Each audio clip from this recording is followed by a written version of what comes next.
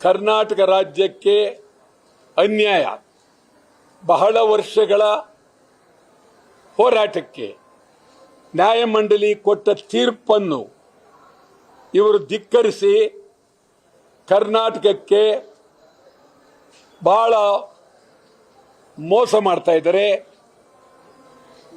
ನಮ್ಮ ಪಾರ್ಲಿಮೆಂಟ್ ಸದಸ್ಯರು ಬಿಜೆಪಿ ಆಗಲಿ ಕಾಂಗ್ರೆಸ್ ಆಗಲಿ ಜೆಡಿಎಸ್ ಆಗಲಿ ಕೂಡಲೇ ಪಾರ್ಲಿಮೆಂಟ್ನಲ್ಲಿ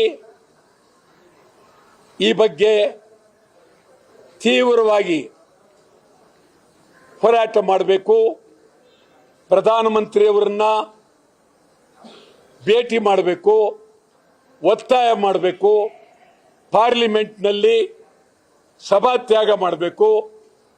ತೀವ್ರ ಹೋರಾಟ ಮಾಡೋದಾದರೆ ನಮ್ಮ ರಾಜ್ಯದ ಲೋಕಸಭಾ ಸದಸ್ಯರುಗಳಿಗೆ ಮೀಸೆ ಇದೆ, ಗಂಡಸ್ತನ ಇದೆ, ಶಕ್ತಿ ಇದೆ ಅಂತ ಈ ರಾಜ್ಯದ ಜನತೆ ಒಪ್ಕೊಳ್ತೀವಿ.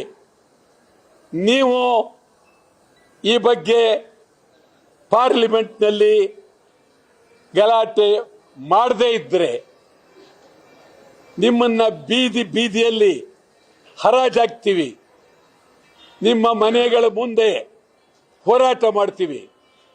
ಕೇಂದ್ರ ಸರ್ಕಾರಕ್ಕೆ ನಾವು ತೀವ್ರವಾಗಿ ಉತ್ತರ ಕೊಡಬೇಕಾಗಿದೆ. ಕರ್ನಾಟಕದ ಎಲ್ಲ ಕನ್ನಡ ಪರ ಸಂಘಟನೆಗಳು, ಹೋರಾಟಗಾರರು, ಇದು ಉತ್ತರ ಕರ್ನಾಟಕ, ದಕ್ಷಿಣ ಕರ್ನಾಟಕ, ಕಲ್ಯಾಣ ಕರ್ನಾಟಕ ಅಲ್ಲ, ಅಖಂಡ ಕರ್ನಾಟಕದ ಸಮಗ್ರ ಕನ್ನಡಿಗರಿಗೆ ಮಾಡಿದಂತ ದ್ರೋಹ. ಈ ಸಂದರ್ಭದಲ್ಲಿ ನಾವು ತೀವ್ರ ಹೋರಾಟ ಮಾಡಬೇಕಾಗಿದೆ. ಕೇಂದ್ರದ ವಿರುದ್ಧ, ಗೋವಾದ ವಿರುದ್ಧ ಎಚ್ಚರಿಕೆ ಕೊಡ್ತಾನೆ. ಕರ್ನಾಟಕ ಬಂದ್ ಅನ್ನು ಕೊಡ್ತೇವೆ.